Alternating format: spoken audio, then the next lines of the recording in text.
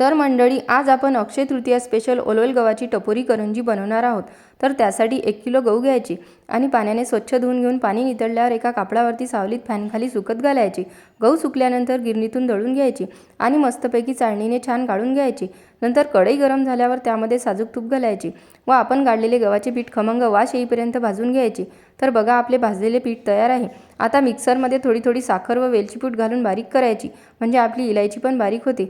1 kilo गव्हाला 1 kilo साखर घ्यायची, नंतर साखर गाळून घ्यायची। आता पिठी साखरमध्ये आपण भाजलेली पिठी घालून छान मिक्स करायची आणि थोडं थोडं तूप घालून हाताने छान मिक्स करून घ्यायचे। पावभर तूप घ्यायचे। तर बघा, आपली पिठी तयार आहे। नंतर 1 वाटी रवा गाळून घ्यायचा, त्यामध्ये मीठ व तूप घालून छान मॅश करायचे आणि थोडं थोडं पाणी घालून उंडा मळून घ्यायचा। 3 तास उंडा सेट होण्यासाठी ठेवायचा। 3 तासांनी मिक्सरला थोडा थोडा उंडा घेऊन बारीक करायचा।